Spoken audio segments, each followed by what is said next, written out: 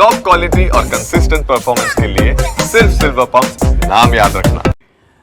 Plane ક્રેશને લઈને આવી રહ્યા છે સૌથી મોટા સમાચાર। અત્યાર સુધી 188 પરિવારજનોના ડીએનએ સેમ્પલ લેવાઈ ચૂક્યા છે।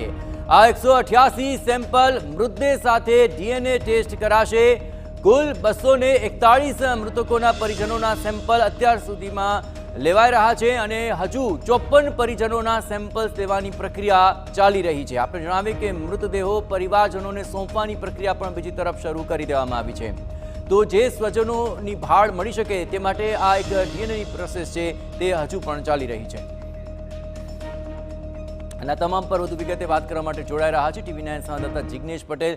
જિગ્નેશ, આ મૃતદેહોની ઓળખ કરવી અત્યારે જરૂરી બની ગઈ છે, પરંતુ જે રીતે લોકો સળગી ગયા અને મૃતકોની ઓળખ કરવી મુશ્કેલ બની છે, ડીએનએ ટેસ્ટ કરવાની જે અત્યારે પ્રોસેસ ચાલી રહી છે, ક્યાં સુધી પહોંચી છે, કેટલા લોકોના ડીએનએ ટેસ્ટ થઈ ચૂક્યા છે, કેટલાના બાકી?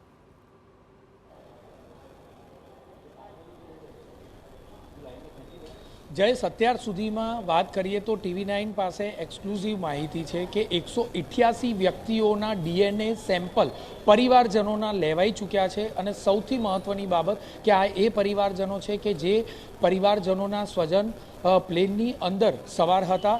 અત્યાર સુધીની વાત કરીએ તો ટોટલ 242 સ્વજનોના સેમ્પલો લેવાના છે, પરંતુ હજી પણ અનેક એવા પરિવારો છે કે જેમની સેમ્પલિંગ પ્રક્રિયા ચાલુ છે।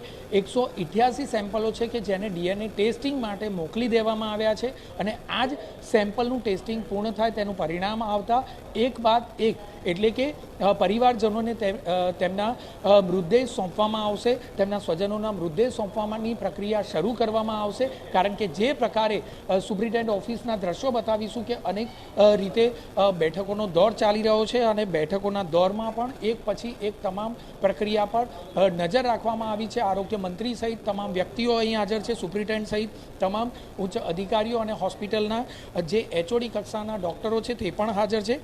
અત્યાર સુધીમાં 188 પરિવારજનોના ડીએનએ સેમ્પલ લેવાઈ ચૂક્યા છે। હાલમાં 188 સેમ્પલ જે મૃતદેહના લેવામાં આવ્યા હતા તેનું ડીએનએ ટેસ્ટિંગ પ્રક્રિયા ચાલે છે। તેને મેચ કરવા માટે જે મૃતદેહ છે તે કયા મૃતદેહ સાથે જે આ પરિવારજનો છે તેમના સેમ્પલો મેચ થાય છે તે પ્રક્રિયા હાલમાં ચાલુ છે। ટોટલ જોઈએ તો 242 પરિવારજનો ના સેમ્પલ લેવાના છે। કેટલાક પરિવારજનો આવી ચૂક્યા છે, પરંતુ હજુ પણ ગણતરીના પરિવારો આવવાના બાકી હોવાનું બિનસત્તાવાર રીતે જાણવા મળી રહ્યું છે। ટોટલ જોઈએ તો 54 પરિવારના સેમ્પલ હજુ પણ લેવાના બાકી છે, જેમાંથી કેટલાક જ 25 જેટલા પરિવારો છે કે જે પરિવારો સેમ્પલિંગ પ્રક્રિયા માટે આવી ચૂક્યા છે અને હજુ પણ અનેક એવા પરિવારો છે કે જે હજુ સિવિલ હોસ્પિટલ પહોંચ્યા નથી, તેમના સ્વજનો પહોંચ્યા નથી અને આખરે વાટ જોવાઈ રહી છે કે ક્યારે તે પણ પરિવારો આવી જાય જેથી કરીને સેમ્પલિંગ જે પ્રક્રિયા છે અને મેચિંગ પ્રક્રિયા છે તે સરળ બને। કારણ કે જે આ ડીએનએ સેમ્પલ લીધા બાદ તેને મેચિંગ કરવાની જે પ્રક્રિયા છે તે પણ એટલી જ મહત્ત્વની રહેતી હોય છે, કારણ કે 72 કલાકની અંદર તમામ રિપોર્ટ આપી દેવાનો એક નિયમ હોય છે અને આપી દેવાતો હોય છે। રાજકોટમાં જે અગ્નિકાંડ થયો હતો તેમાં પણ આ જ પ્રકારની પ્રક્રિયા કર્યા બાદ પરિવારજનોને તેમના સ્વજનોને તેમના સ્વજનોના મૃતદેહો સોંપવાની પ્રક્રિયા કરવામાં આવી હતી। તે જ પ્રક્રિયા હાલમાં સિવિલ હોસ્પિટલમાં કરવામાં આવી રહી છે અને એક પછી એક જ્યારે જે તે મૃતદેહનો સેમ્પલ લેવાયું હોય અને પરિવારજનોનું જે સેમ્પલ લેવામાં આવ્યું હોય આ બંને જે મેચ થશે તે મેચ થયા બાદ મૃતદેહ સોંપવાની પ્રક્રિયા શરૂ કરવામાં આવશે। અત્યાર સુધીમાં જયેશ વાત કરીએ તો માત્ર સિવિલ હોસ્પિટલમાંથી 2 જ મૃતદેહો તેમના પરિવારજનોને સોંપવામાં આવ્યા છે। જે સૌથી મહત્ત્વની બાબત છે કે અત્યાર સુધીમાં માત્ર 2 જ પરિવારજનોને મૃતદેહ સોંપવામાં આવ્યા છે।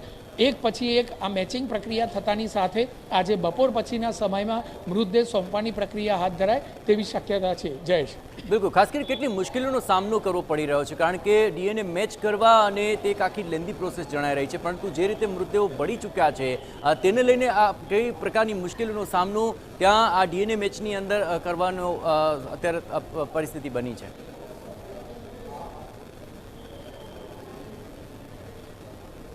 જયેશ, ખૂબ જ વરવા દ્રશ્યો જે સોશિયલ મીડિયામાં વાયરલ થયા હતા તેમાં સ્પષ્ટપણે જોઈ શકાય છે કે જ્યારે પ્લેન જતું હોય છે અને અચાનક જ એક આગનો ગોળો બની જતું હોય તે પ્રકારના દ્રશ્યો દેખાય છે. એટલે એ દ્રશ્યો પરથી જ સ્પષ્ટ થઈ રહ્યું છે કે કોઈ પણ વ્યક્તિ જીવિત હોય અથવા તો તેની બોડી ઓળખાઈ શકાય તે પ્રકારની કોઈ હાલત નથી.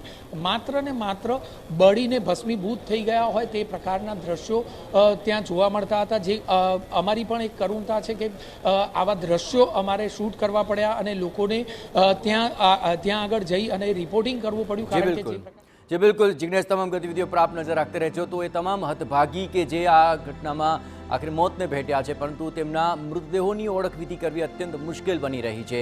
ડીએનએ ટેસ્ટ મેચ કરવાનો પ્રયત્ન થઈ રહ્યા છે અને અત્યાર સુધી માત્ર 2 મૃતદેહ સોંપી શકાયા છે, પરંતુ આ કામગીરી હજુ પણ તેજ ગતિએ ચાલી રહી છે.